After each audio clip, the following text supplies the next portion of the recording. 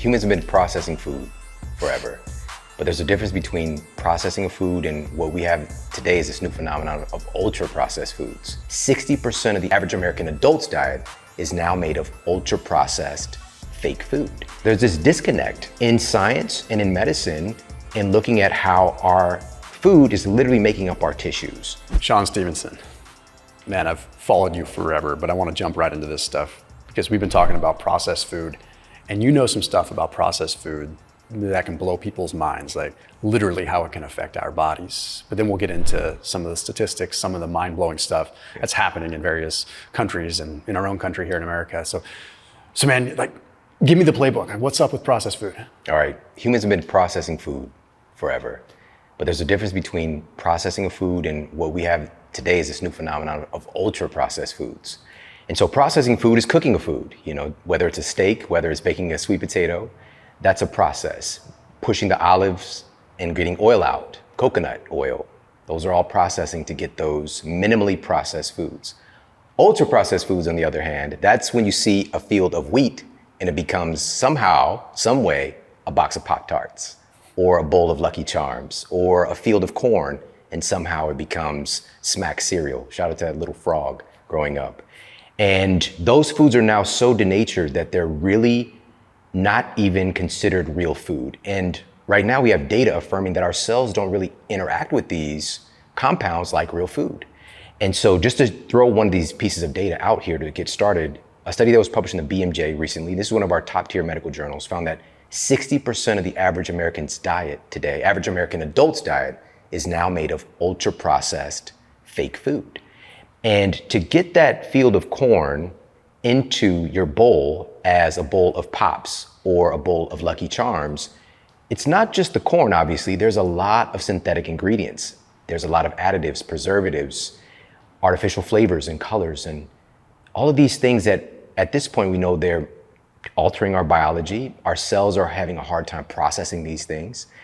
And what I want people to know starting off today is that what we're doing when we're bringing these foods into our body, we're making our tissues out of these things.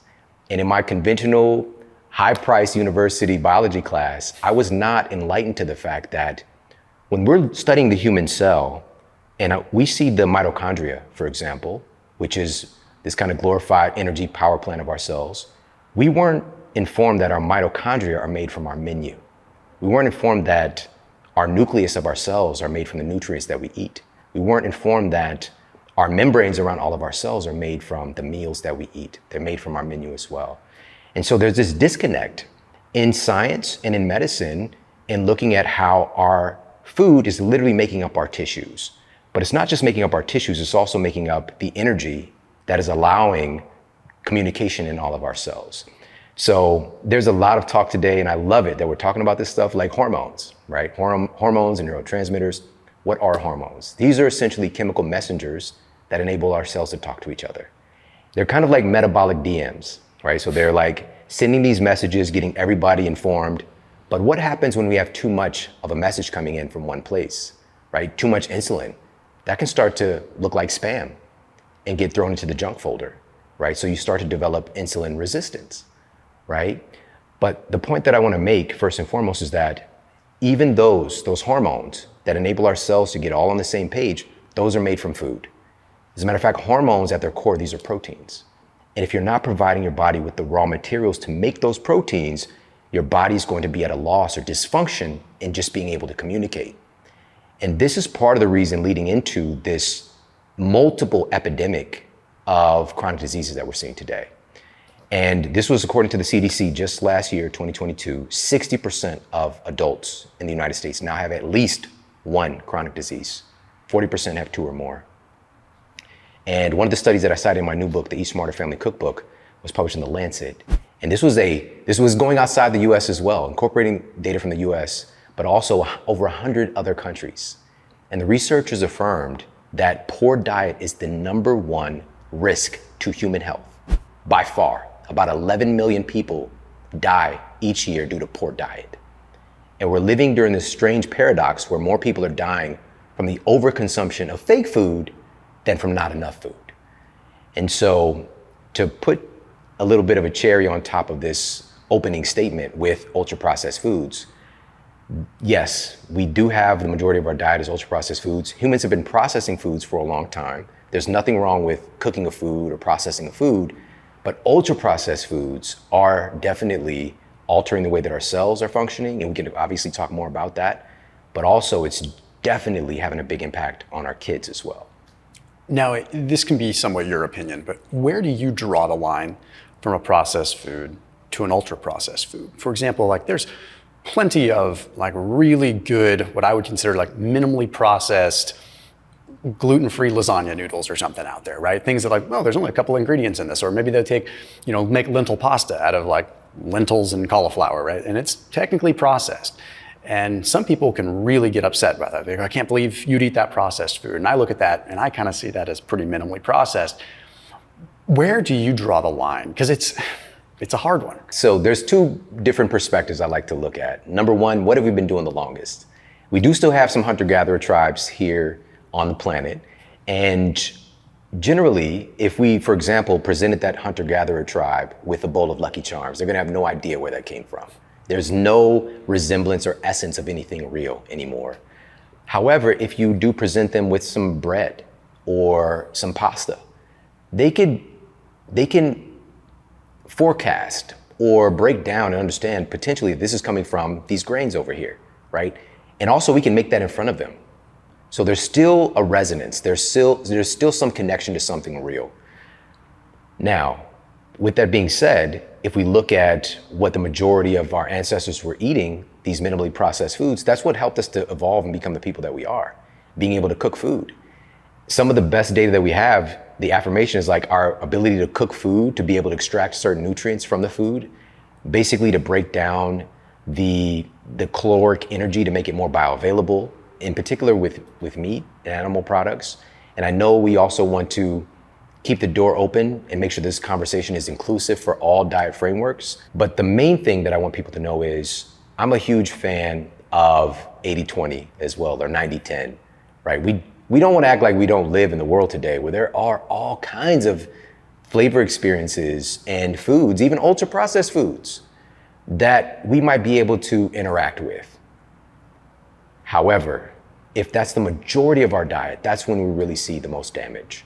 And the funny thing starts to happen when we're eating predominantly real foods, whole foods, minimally processed foods. Eating ultra processed foods doesn't necessarily feel as good, but our cells, our bodies can become conditioned. I know that mine has, and I know yours as well at a time in your life too. We get conditioned to eating these ultra processed foods. We see symptoms of disease manifest, health outcomes that we don't like or don't feel good about, but we don't often relate it to we're eating too many of these ultra processed foods. And because our bodies have been conditioned, we don't notice the immediate feedback oftentimes, except one of my quote guilty pleasures, which wasn't guilty for me at the time, but when I was in college, I loved going to 7-Eleven and getting a nacho with chili and cheese, all right? And not only did I just pump chili and cheese, and by the way, it's a pump was pumping the meat out, which is a bad sign. It should be a red flag. Pumping out the cheese. But what I did eventually was I took the chips out of the container, the kind of made container with chips.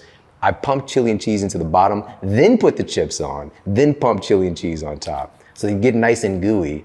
And I'd eat my nacho with chili and cheese, and then I would feel this symptom, which didn't have a prescription medication at the time of heartburn, indigestion.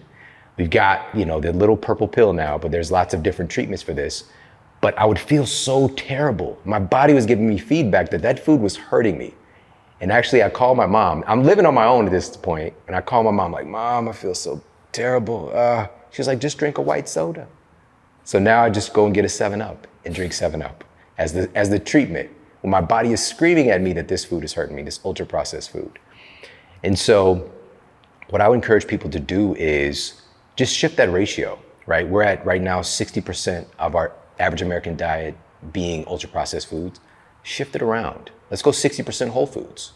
Or if we can, tiptoe into 70%, we're gonna see some great transformation taking place in our bodies just with that alone. So I don't wanna villainize if we're doing like some lentil pasta or something like that. That's just silly when the majority of our citizens are eating Fruity Pebbles and all these other ultra processed foods. We need to focus on that and come together, be more inclusive, and help the people to shift the ratio.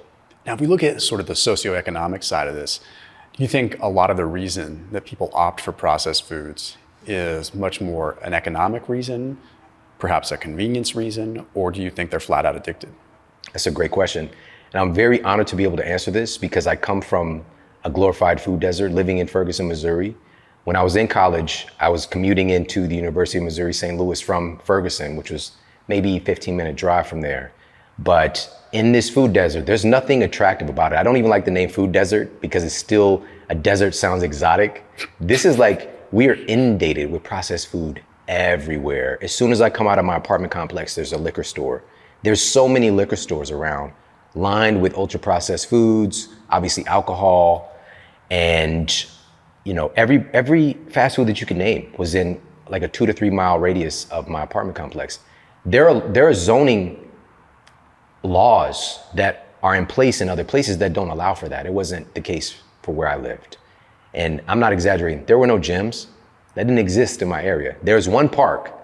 And although the park was mostly safe, 95% of the time, 5% you might get shot. It's just the nature of the beast. And, not to mention with all of these pieces, but there's no yoga studios. Like I didn't know that existed. And so living in these conditions, and the data is pretty clear on this, when we're experiencing a chronic disease and we're living in poverty, it's very difficult to make it out of poverty, right? The financial aspect and the health aspect go hand in hand. Not that we can't, but it's just harder. And so the question is this. Number one, it's super cheap, by the way. Like I can go to Jack in the Box and get 4 tacos for like $2 and some taxes, all right? Where an avocado costs $3. All right, I can get 4 tacos for less than it costs for 1 avocado. How is that possible? And that sent me on a really powerful exploration to find out how is this happening. And I was just finishing up my college economics class, by the way, and they were talking about some of these things like economies of scale. And he also mentioned this thing about invisible hand, right? Which what it really is, if we're talking about the invisible hand, it has to do with the culture. So I'm existing in a culture where ultra processed cheap food is the norm. That's all we know. So we're gonna make choices. Our cravings are cultural. Our cravings are cultural. We're gonna make choices on what we're eating based on what the culture has presented to us. And so the reason why, because those tacos, if we're talking about the ingredients, there's a meat component, there's the tortilla component, there's some random veggies in there, sort of, and the packaging, the preparation, the sales process, the marketing, all those things are so cost intensive where seriously, living in California, we can go outside and there can be there can be a ground full of avocados just literally falling off the tree. So my question was, how is that possible?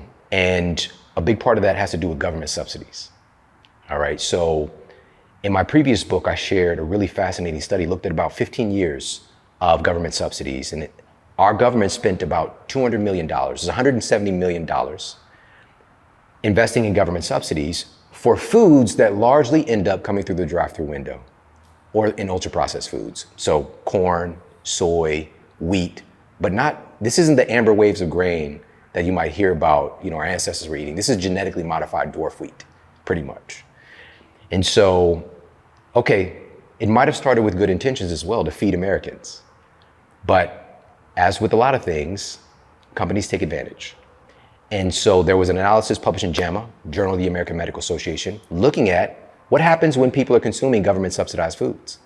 And the researchers found that people who consume the most government subsidized foods had about a 30% greater incidence of developing obesity. They looked at their biomarkers like C-reactive protein, they had higher levels of inflammation, insulin resistance, they were sicker. So truly, our government is structured in such a way that we're literally feeding the problem of disease.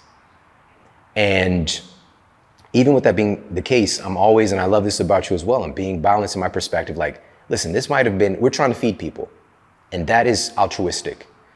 But when I talk about our government funding this, that means us. It's coming from our tax dollars, is feeding this cycle of sickness. And if folks don't know this by now, last year, we spent $4.2 trillion $4.2 trillion in healthcare in the United States. By far the most of any country on earth. But yet we're, as far as developed nations, we're at the bottom. It's shocking. There's this strange phenomenon taking place. We're investing so much into healthcare, but we're getting sicker and sicker and sicker. And so, to just tie all this together, I was eating ultra processed foods, and I'm not exaggerating, because this is true. This was just published in JAMA, and I'm grateful that I could share this study in the new book. This was just published in the Journal of the American Medical Association, looking at US children's diet consumption of ultra processed foods. They tracked children's food intake for 20 years. They found that in 1999, the average child in the United States diet was made of 61% ultra processed food. By 2018, it was almost 70% of our children's diet is ultra processed food. Now that's the average. And with that average, there's gonna be people on the lower end and on the higher end. I was on the higher end.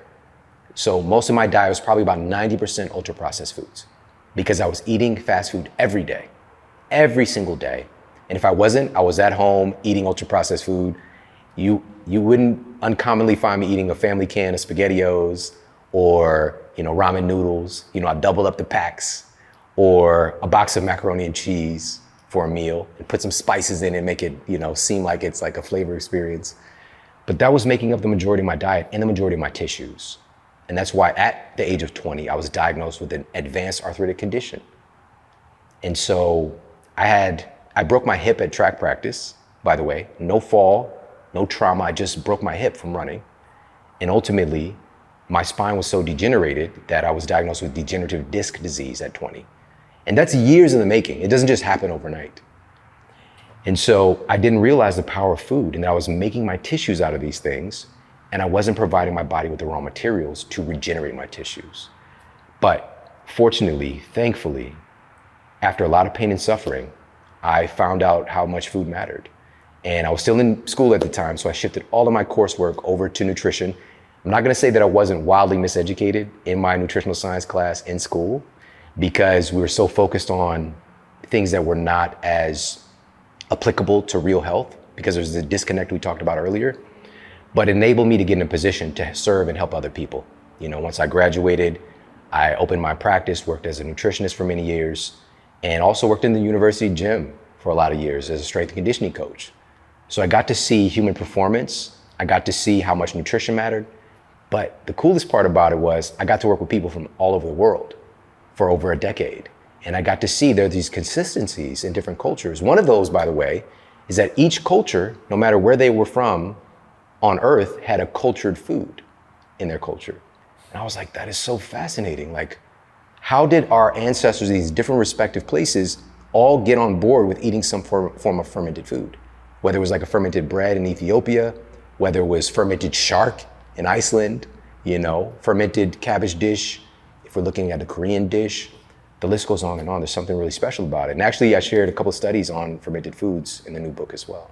Yeah, it's wild, man. I mean, I come back to, no matter which tangent I go on with so many different topics about this or that, it's funny, like a common denominator in almost every health category that I talk about comes back to the benefits of fermented foods in one category or another. So it's like we inherently knew as people that this was doing something good. And it comes right back to that feedback loop like you were talking about. It's like your body telling you those nacho chili cheese thingies were not good, right? It's like there's something also inherently telling us this is doing good, right? Yeah. Do you think that sort of the overemphasis that's out there right now on sheer calories in, calories out, which you and I both know enough to know that thermodynamics are important and it matters, but do you think that some of the sheer focus on that has led it so that people maybe don't see the forest through the trees with this, and they think, well, calories, it's just calories, that's gonna make up my tissues, and we're not focusing on nutrient quality to a certain degree? I love this question. This is a perfect segue from my university education, which was calorie focused. Yeah. And I was in this big auditorium class, and the professor, the first day, he was talking about how if you want to lose weight, you simply need to expend more calories than you take in. If you want to gain weight, it's the opposite. And if you want to stay in the same weight range that you are, then it's going to be kind of a match of the two. Sidebar, he was overweight, notably overweight. And he was a smart guy, absolutely. And was the science that he was teaching working for him? And also for us as a people, society-wide. And I know myself personally, and so many people that I work with, we did that thing. You know, we went into the caloric management, and we might have gotten some results, and some people do. Let's not negate that calories matter. But for me, whenever I hear about any kind of term like that is so like globally recognized, and yet there's a mismatch in how it's all happening, I ask, where did it come from? And I encourage people to start to ask. It's like a good mental exercise. And so in my last book, I went back in history and examined where the calorie came from, the phenomenon, because our ancestors were like, you know, when they were passing, you know, food around the campfire 5,000 years ago, they weren't asking, well, how many calories in that? I'm trying to watch my weight. It wasn't a thing. People just ate food. And so calories actually entered the realm of science and physics. It had nothing to do with food at all. And Atwater was one of the early adopters in transitioning into food, because we have the Atwater system actually on a lot of packaged foods today.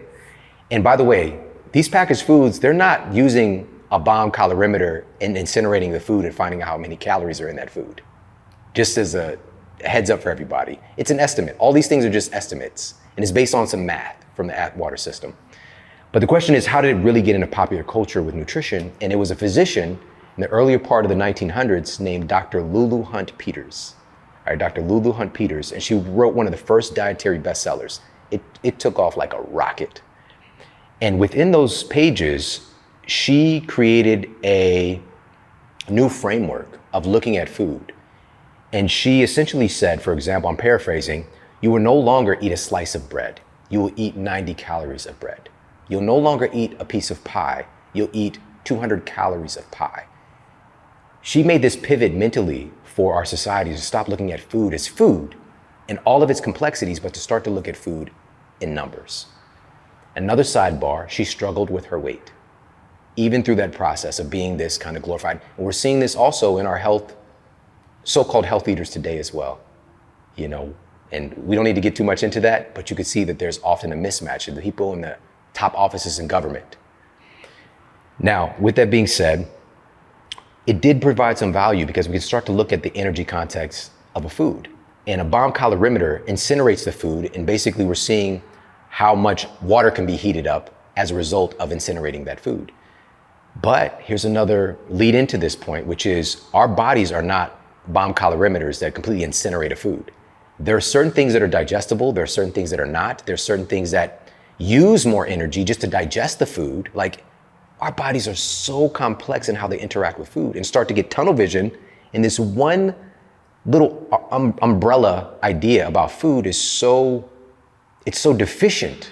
That's a great word. It's just so deficient in the complexity of what food really is. And so how do we address this? We understand that, yes, we can use calories as a means of understanding food from one micro perspective.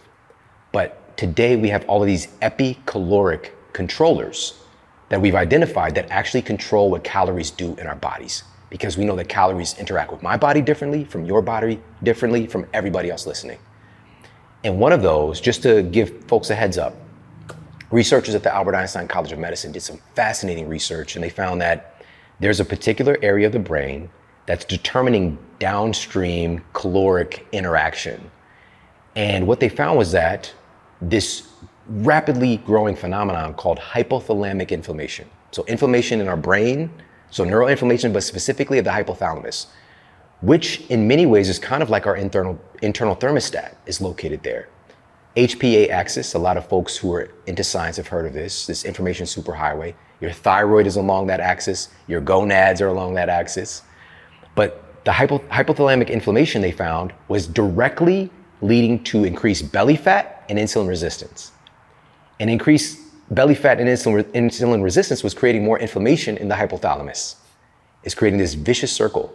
And researchers at Yale found that if, for some reason, there's disruption in what's happening in the brain, in its communication, for example, brain inflammation, your brain could literally tell your gut to decrease or increase the absorption of calories from that meal. These are top tier scientific institutes. All right, Yale isn't Florissant Community College. No disrespect. There's a community college in my state. These are top tier places, but people aren't hearing about this science that, wait, my perception, what's happening in my brain could influence how many calories I'm absorbing from my food? Yes, absolutely. Absolutely it can. And on top of that, one of the biggest fields right now that's just growing so rapidly, and I'm grateful for this, but we don't want to get tunnel vision on this as well, but the microbiome is having a moment right now, for sure. And researchers at the Weizmann Institute identified that certain bacteria, clearly, if people have a higher ratio of these categories of bacteria, firmicutes in particular, you are going to absorb more calories from your food than your identical twin. So literally, look, you can't get any more similar than that. But looking at identical twin studies, and this was compiled by researchers at St. Louis University, another shout out to my hometown, but this huge database of identical twins, again, finding that if they have a higher ratio of firmicutes compared to bacteroides or bacteroides, these are just two broad categories of bacteria, by the way, but having a higher ratio of these bacteria. So what the researchers at Weizmann Institute, by the way, here's what they found. So this was crazy. They found that by altering the microbiome of laboratory animals, of these mice, they could substantially increase their caloric assimilation and make the mice gain weight, even eating the same diet, all right? And here's the crazy part. How they did this was taking bacteria from humans and putting them into the mice. So they disrupted the human sleep cycle, all right? So they basically, put them through multiple time zone change, and they seen a change start to happen in their bacteria ratios that more was correlated with people who had insulin resistance and obesity, just by their sleep being disrupted temporarily. And put this into mice, and it made the mice gain more weight. All right, crazy stuff. But they could do the opposite. So people who had a lean, what they call, quote, lean bacteria makeup, added to the mice, eating the same diet, the mice gained less weight. All right, so our bacteria have a huge influence. It's another epicaloric controller, right? So we've got our brain as an epicaloric controller. We've got bacteria being an epicaloric controller. We've got the makeup of the food itself being an epicaloric controller, because the protein fraction versus carbs versus fats, your body is going to, you mentioned the thermogenic nature of food. It's going to metabolize food. Certain foods are more expensive calorically to process. Protein is that category. And part of the reason, it is necessarily because protein is harder to digest. Based on, I've been in this field for 21 years. Based on the majority of data and also just a little bit of logic, I feel that energy focus on protein is because protein is so valuable. I mentioned earlier, if we're gonna have hormones, whether it's testosterone, whether it's insulin, whatever, we need protein building blocks to make any of that stuff. Your body takes it seriously. When it can get its hands on some high quality protein, it's gonna do everything it can, extract every little bit of that, because it's making so much stuff. Last piece with that, and I'm just going back to university biology class, DNA to RNA to proteins. DNA to RNA to protein. When I see you, I'm seeing the protein you've eaten, predominantly. Of course, the minerals are in the mix there, but it's mainly proteins. Proteins are the ultimate kind of copies that are getting printed of us. Now, the cool thing where we're at today is that we know about, I mentioned epicaloric, epigenetics.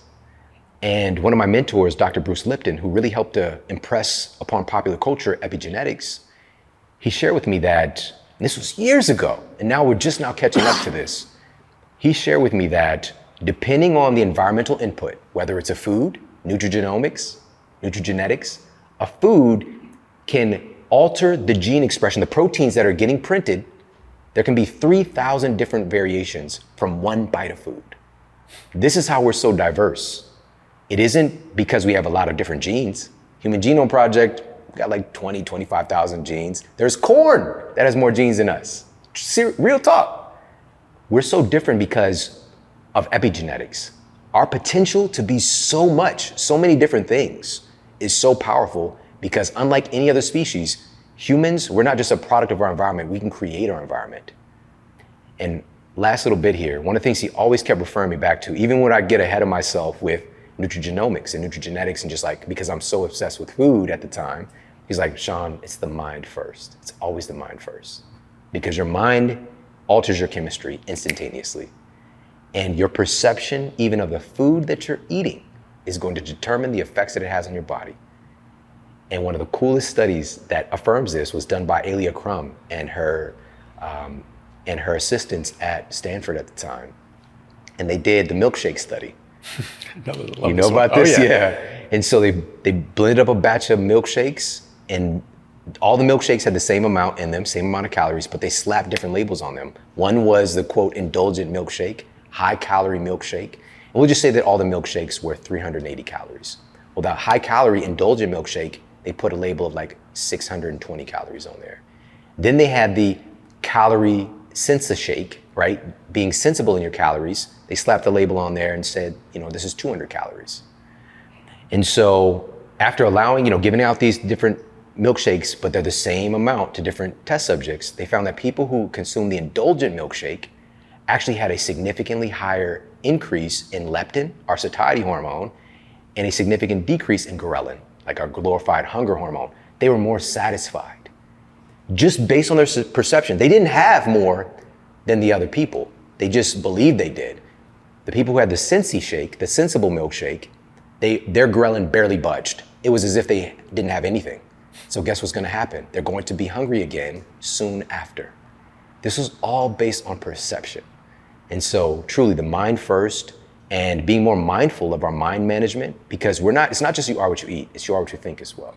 That makes me wonder if, you've got all this food out there that isn't, you and I know is not healthy, but by some random standard, some food marketer somewhere says, well, it's low sugar or low fat or something. So we're gonna put healthy on it. Yeah. For someone that isn't familiar with the terrain, perhaps that's changing the environment, right? Yeah. You've got this 1,000 calorie frozen TV dinner, but somewhere slapped on it is healthy.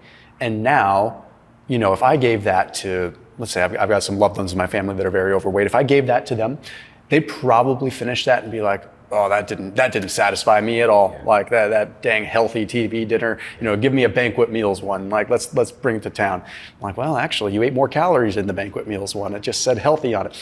So it makes me wonder, it's like, yes, there's our perception, but there's also a forced perception, like, because this environment is created.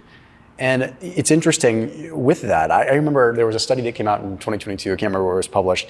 It was literally looking at nuts and how quickly you consume nuts, and the amount of calories that you would absorb from chewing your nuts thoroughly versus just like saying a handful of nuts and just chewing them a couple of times and swallowing them was ridiculous, right? Because you're masticating these nuts a lot, but we've all kind of been in this situation where if you eat a handful of nuts and you don't chew them, you get some digestive discomfort, and maybe it comes out the other way looking very similar to how it went in, right? Because we're not going to break them down more in the gut like a raccoon. Yeah, exactly, right?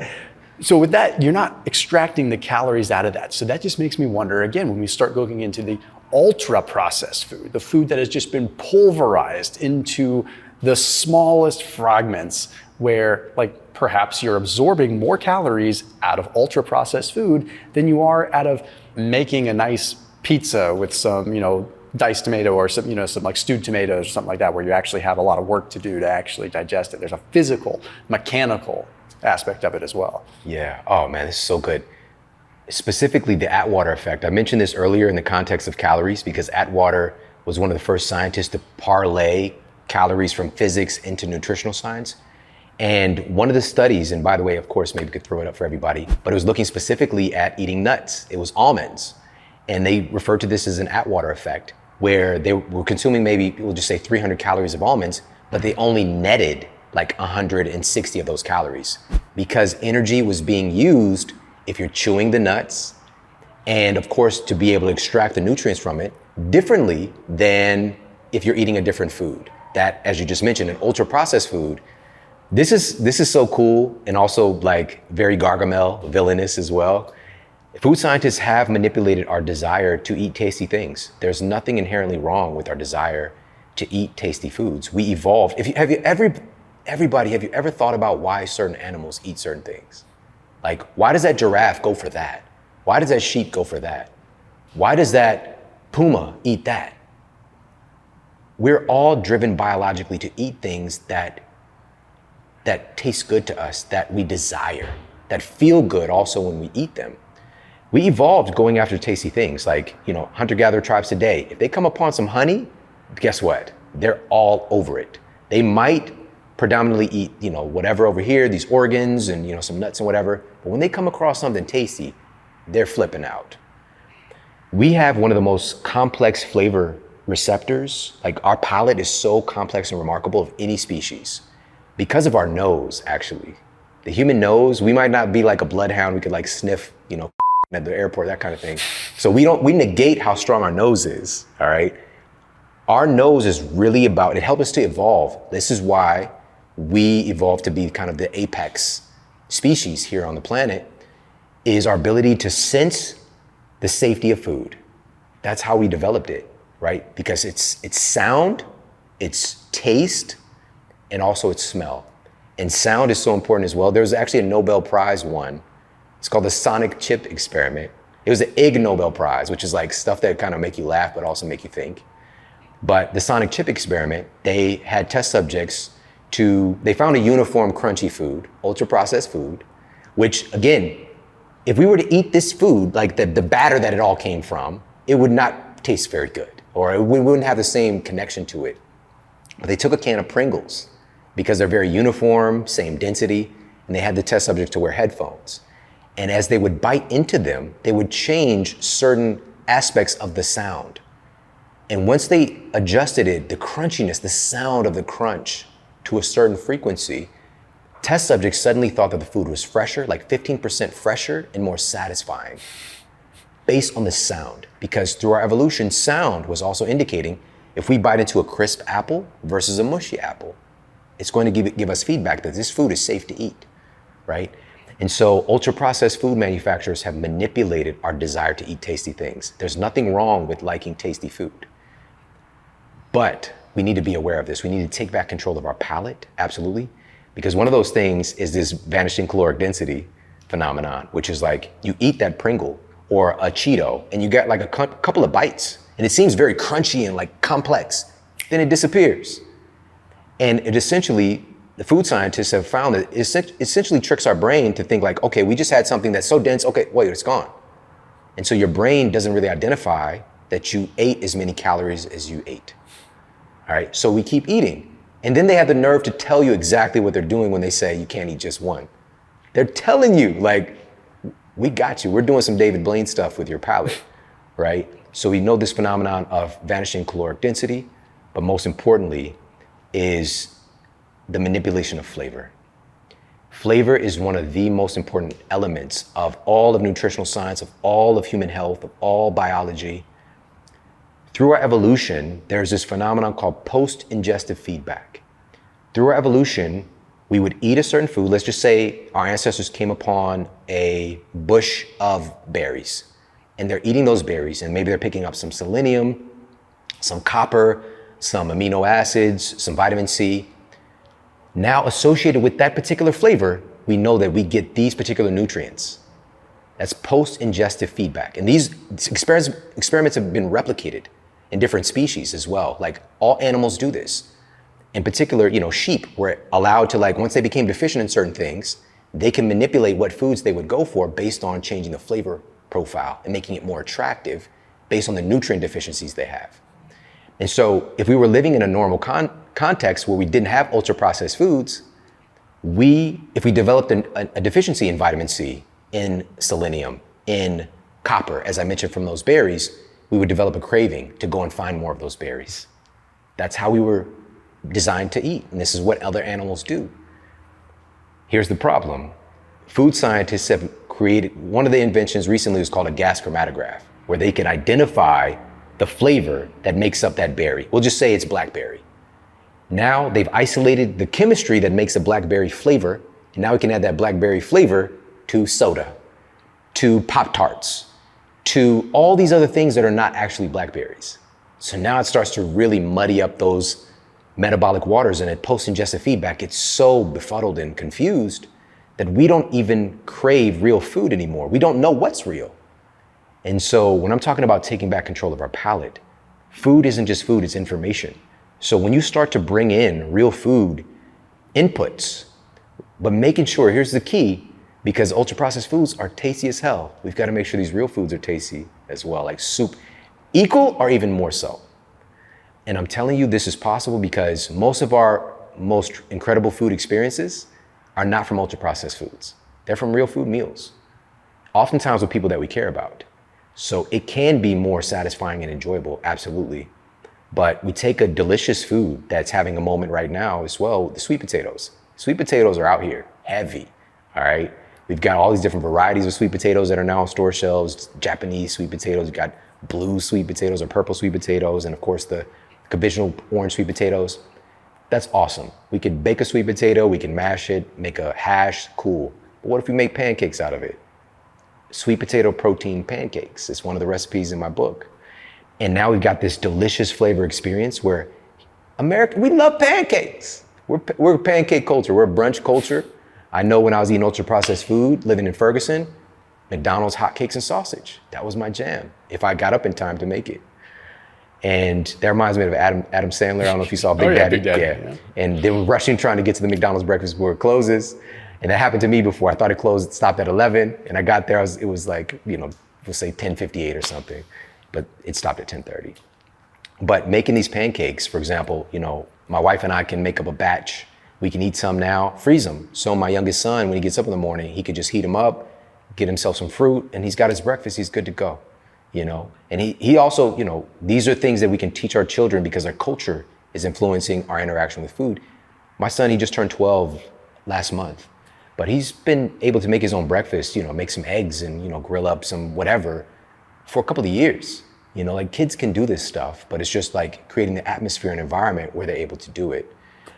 So that's another big piece of this is like, we've identified some really remarkable foods.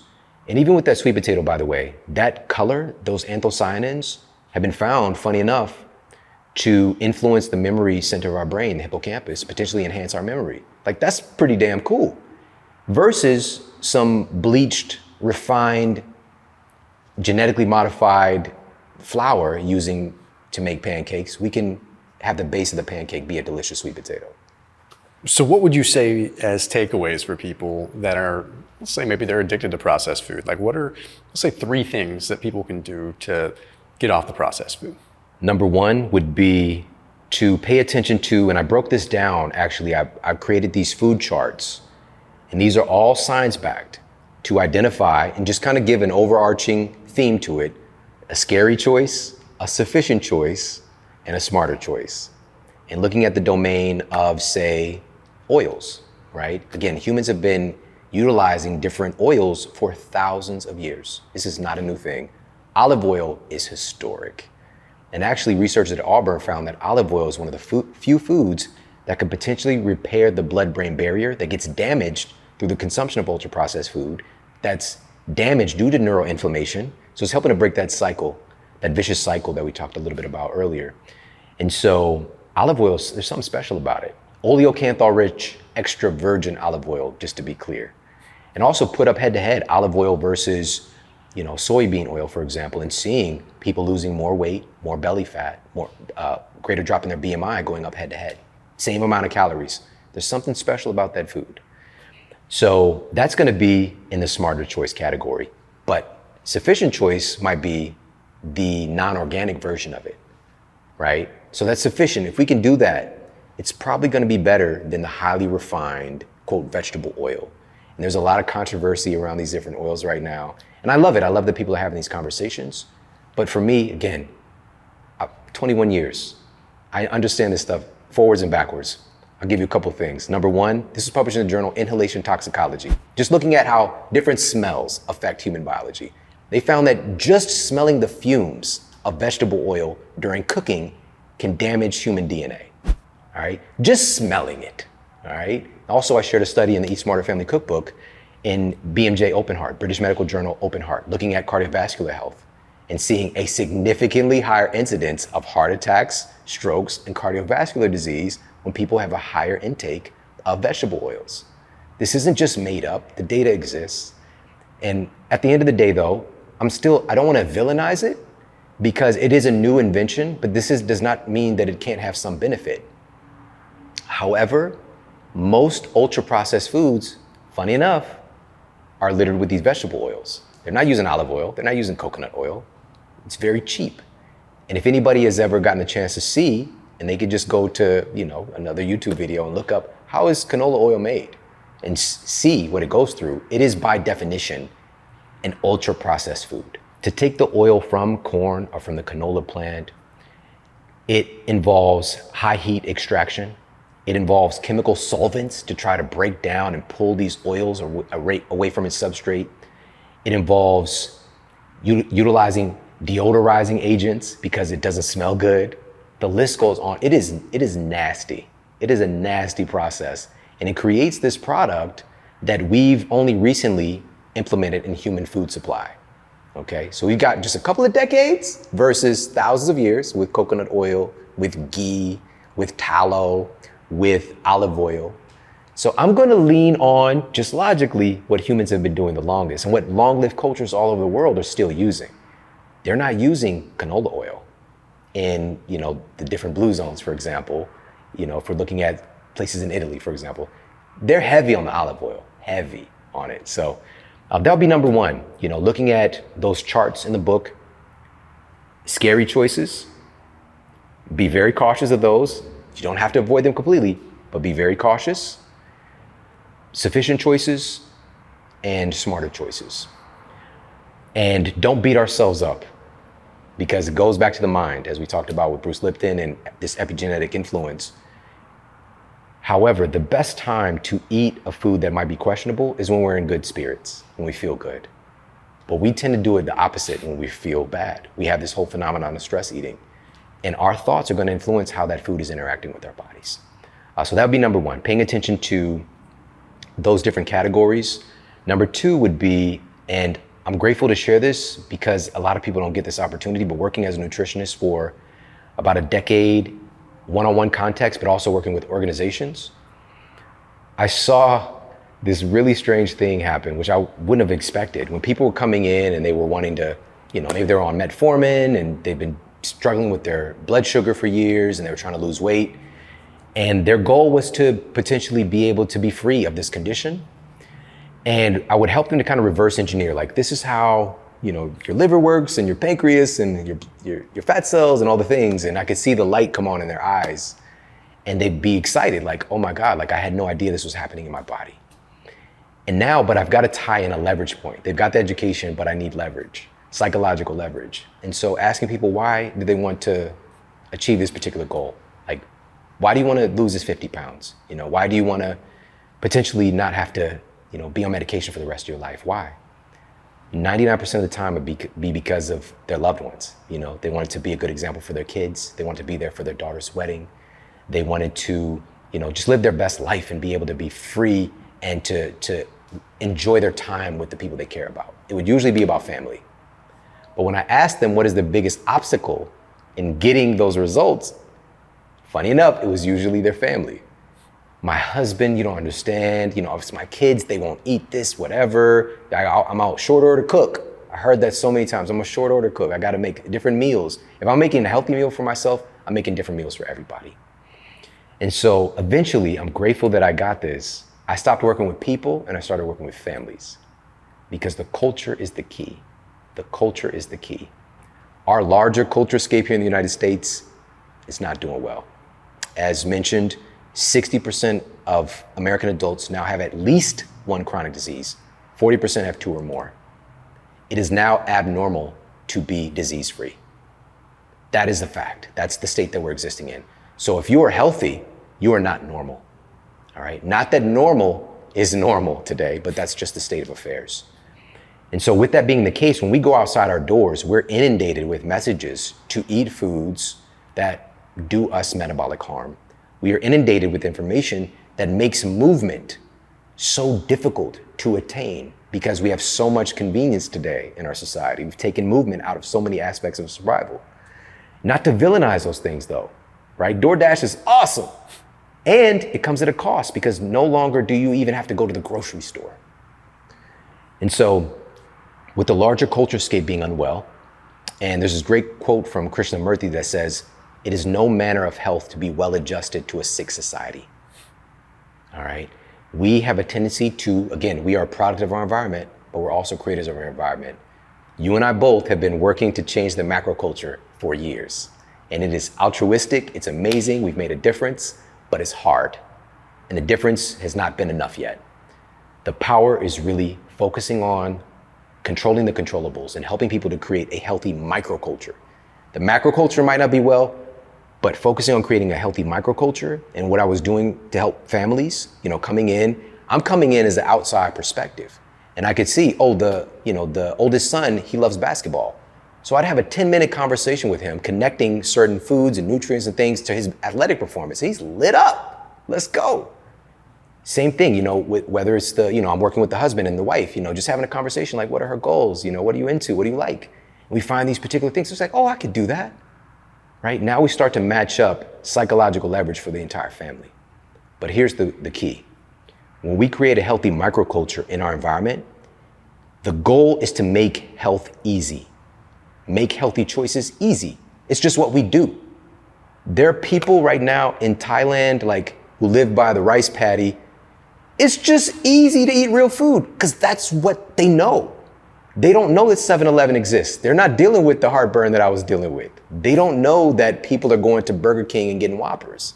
They're just eating, fish, fermented foods, rice. They're eating real food because cravings are cultural. That's what they have in their environment. That's what they're aware of. And so create a healthy microculture that makes healthy food choices easy. That's the key. So it's just automatic. Same thing with movement. My family, every time we walk in and out of the house, you're gonna see a slew of kettlebells, steel clubs. If you're trying to leave the house, you're gonna walk past this tank sled as well. It's always gonna be there talking to you, right? Funny enough, every one of my family members are utilizing those tools on a regular basis. It's just there in the environment. We have a culture of movement and fitness in the family. It's what we do. And when we don't do it after a certain amount of time, it doesn't feel right, like something's missing. Something feels off. And so that's the key. Focus on creating a healthy microculture in your household to make healthy choices easy. Pay attention to the basically decent, better, best options when it comes to your food. And most importantly, last secret here is have fun while you're doing it. Let's make these real foods into enjoyable food experiences. Real food, eating healthy, should not be about suffering at all. That's a big problem in our industry where we make it like we're taking away people's favorite things. It is stupid because the natural human tendency is to rebel. We don't like to be told what to do. I can't tell you how many times people are sitting in my office like, okay, I'll do all this, but just don't take my bread away. I didn't even say nothing about bread, but they're just coming in with their assumptions that I'm about to take away the thing that they love the most. Instead of like, oh, you do this, here, add this in. Or we take that bread, or how about, can we use this bread instead? Are you cool with this? Right? Finding options to upgrade things that people are familiar with. The bridge to get from a Big Mac to a shot of wheatgrass, like that bridge, come on now. That bridge is blown up a long time ago. Like that's silly. Instead of, okay, we've got this particular food over here. Let's do a grass-fed burger. Let's do a salmon burger, right? And we're getting all of these nutrient inputs, but it has to be delicious. It has to be as good or better than that, and it can be with real food. So, amen to that, man. Well, Shawn, where can everyone find you and where can everyone find your book, man? Awesome. So the new book is called the Eat Smarter Family Cookbook. It's available everywhere books are sold. And I'm grateful just as of this recording, I just found out it's a USA Today national bestseller. And man, coming from where I come from, living in Ferguson, Missouri, and it's definitely not the hub of health, to create a book that's making this impact is very special. Hey, if you like this video, make sure to check out this video right here. There aren't any foods that burn fat on their own, but there are specific foods that alter our metabolism that make fat loss easier. That is the goal, that is the mission. Today we're going through 10 of the most science-backed foods that support fat loss.